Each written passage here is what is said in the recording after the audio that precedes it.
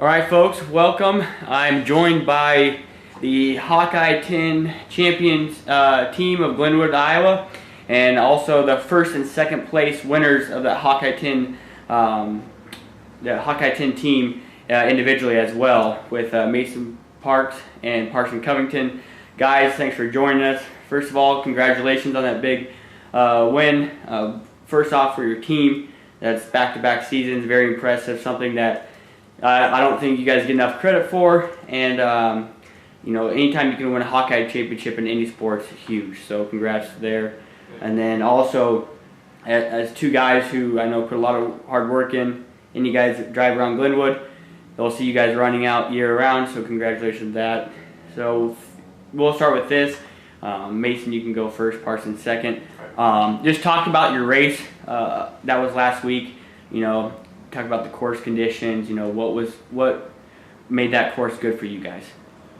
We knew coming into the race that there was going to be a tight pack that was going to push us to run pretty good times, and from previous races we knew a certain group of guys. There was a kid from St. Albert, we knew he was going to be good, a kid from Atlantic, and two kids from LC. We knew they were going to be there, so we were just trying to run with them. And Parson, what do you think was good for you guys at that course and really made you guys stand out? That course was hillier than our coach thought at first, and as soon as we saw that, it was a good thing to us because we know we can take the hills a lot more than other teams are, especially since we train on Glenwood's cross-country course, and it's one of the hilliest there is. So as soon as we saw the hills, we got excited for that. And then just going into the race, knowing that if we stuck up in that pack, that we'd be pretty good set off at the end, and we did keep in that pack the whole entire time. So Glenwood's recently, I can't remember how many years now, but you talked about the new course too. So that course compared to a lot of courses is more tough. Does that make you guys better out throughout the season? I know you guys have the first meet always here in Glenwood. I think it's always the first week of September, usually if not the last week of August. But talk about the training there and how that helps you guys prepare for later on in the season. It is a really tough course. It has a lot more hills than the rest of the state does, their courses. And so just being able to train on that every day, practicing uphills and downhills too, because that's just as important. We get a lot of good training through that. So whenever we go to a hilly course, we have the advantage because we know how to run the hills. And when we go to a flat course, we have an advantage because we get super excited because there's no hills that we have to run. Yep. So let's fast forward or preview to Thursday's running. That's going to be at Atlantic. You guys said it would be 15 individuals that will head on to the state qualifying race. Mason, you were there last year. I know Parson, you're looking forward to going there this year. And then you said the top 3 teams are going to go. So besides individually wise, as a team with your guys' team right now and the teams that are going to be there, kind of what are some teams to look out for, and how do you guys like your chances? Where is that? Go ahead, yeah. There's a couple northern teams that are coming down, and they run on all flat courses, and Atlantic's one of the hilliest courses we run on all season, if not the hilliest. And because what he said, that we run on Glenwood, and we smile when it comes to hills, while other teams talk about how bad it is, and they just it gets in their head. And we've been coming along as a team really well. Our spread is getting shorter and shorter every meet. So Atlantic, we should do well. As far as the other teams, off the top of your head that I think they're looking at the thing, there's a couple teams ranked in the state as well. So who are those teams to watch out for? Carlisle's the best team coming in. I believe they're ranked 8th in the state this week. And then Bondurant is ranked 11th in the state. And that's a team that we faced off against at Pella, and we lost by just a few points. Now it's a race that we all came across the line and knew we could run faster, so we're excited to be able to race against them again. Go ahead. ADM is another ranked team. They're 13th. So you guys should be up there within the top 5 for sure, and as you guys said, and just depending on that day, depending on how you guys race as a team. But I would definitely say as a team and both individually, you guys are peaking at the right time. You guys mentioned, Atlantic Country Club, golf course, hilly, should go in your favor. Talk about goals, both individually and as a team going for Thursday. As a team, we know that if we run as we can, that for sure second place, which would qualify us for state, and if not that we even think we could go and win that meet, and that'd be huge for us because we want that for our coach. And then individually, just getting as many people as we can in the top 15. So for myself, just getting up as high as I can to be able to lower the team score and get us top 3.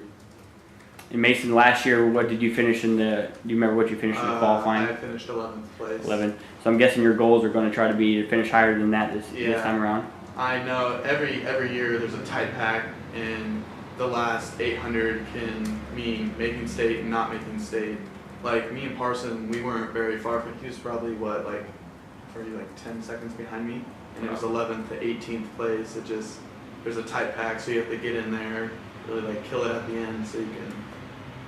Yeah, so talk about that a little bit for a lot of fans, who have been following you guys that really don't know cross country that well. Talk about that strategy that goes into it. I mean, a lot of guys probably think the gun goes off, boom, and you guys, are taking off, but there's some strategy to that. Work us, the fans through that a little bit. So at the start of the race, we try to get out fast because the first few seconds of your running, it's just pure adrenaline. So if you take off really fast, it's not going to take much out of you. But then once you get up to the front of the pack, we usually try to settle down and find a nice rhythm in our pace and stay there. And then, so if there's a tight pack, you just want to stay in that. You don't want to push yourself way in front of that because it's kind of unnecessary and it makes it harder on yourself. And then as you go in the race, so after the beginning you start to slow a little bit, but then farther into the race you'll start to speed up again. And once you get to the final 800, it's the pure guts race, and right. The strongest guys start going faster, and then you can tell who wasn't really meant to be in that pack, and they start to fall off. No doubt. And then the finish is usually a sprint. A sprint to the end.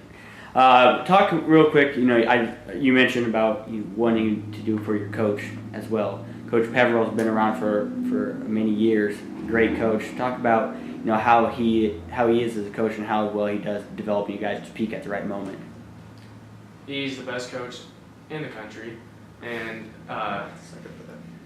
he's just been training us all season. And we'll have meets where we'll have hard workouts just a couple days before the meets because he knows that those meets aren't as important as at the end of the season. And so our hard workouts, it usually takes a few weeks for that workout to actually be put in place and for us to actually improve from the workout. So we work hard at the beginning of the season, and then it trains us perfectly to peak right at the end of the season for the conference and district and state meets. So he knows what he's doing, and he deserves a district win and for his team to go to state and do well there. As for in the races, he will crouch down and he'll make sure you hear it. He will tell you exactly what to do, get on a certain guy, pass a certain guy. He even tells us to do 3 things when we run. I don't know what one of them is, but as you pass someone, you're supposed to speed up, and this goes with how to run the race. If you pass someone fast, they'll it gets in their mind and they slow down because cross country is more of a mental and it's physical, and you're supposed to smile at them too. Shows you you're not fatigued. Yeah, fatigued, and also I forgot what I was saying. The 3 things that help get through the race. What was I saying before that? I mean, those are all good things for sure. Oh yeah, when he talks to us throughout the race. Yeah, when he talks to us throughout the race, if you do exactly what it is, you think at the moment, oh, I can't do that. But if you do follow what he says at the end of the race, you're like, wow, that worked. It sounds crazy what he says, but then if you actually do it, he knows what he's talking about. Right. Finally, last topic here in this interview. Talk about you guys and how you guys push each other. It's got to be awesome to have 2 guys go 1-2 in the conference, and then to know that every day at practice, one day of practice it could be Parson, one day it's Mason. I mean, talk about how you guys push each other, and you probably have a little competition in between each other, which is a good thing. And how does that help you guys get better at the end of the year? Well, I couldn't even think the last practice where we didn't run together. We always just run together in practice and push each other, and I think that's one of the reasons that we were able to pull off the first and second, because without me at State for Mason, he was kind of freaking out because I think he didn't have me to run with, and then if I didn't have him, I feel like I run slower in practice all the time if I don't have him there. And So it's kind of like a comfortability thing. Yeah. You know, if they're running that fast, I can run that fast too. And we also have a third, fourth, fifth guy on our team that are right behind us, like right on our butts the entire time. And in practice, they run up with us too. And in meets, you know exactly where they're at. Sam McIntyre is a good example of that. He runs with us in practices, and you can hear him breathing behind us in the meet, and like, to push ourselves. You can go back to Hawkeye 10. You mentioned Sam McIntyre's a good runner also for you guys. Talk about Gable Thompson, a guy who came not really out of nowhere, but really has improved this season and top 10 finish as well, I believe, or top 15 finish as well at Hawkeye 10.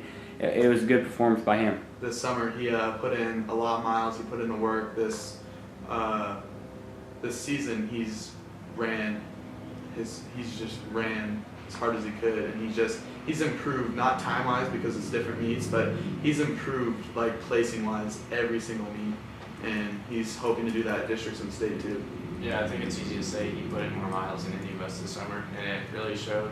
Yeah. Coach Todd always says that the more miles you put in, you'll improve, and he really proved that this year, and it's cool to see him every single meet just getting closer and closer to the front. Well, as a team sport too, guys like that helps you guys out as a team and trying to qualify for that team state on Thursday. Boys, thanks for stopping by. I appreciate it. Congratulations once again on what you guys did at Hawkeye 10, what you have done all season. It's very impressive, and that stuff will never leave you. You guys will always be Hawkeye 10 champs. But good luck Thursday. I'm hoping to write an article on Thursday night or Friday morning with a couple of individual state qualifiers and the team as well. Sounds good. Thank you. Thank you.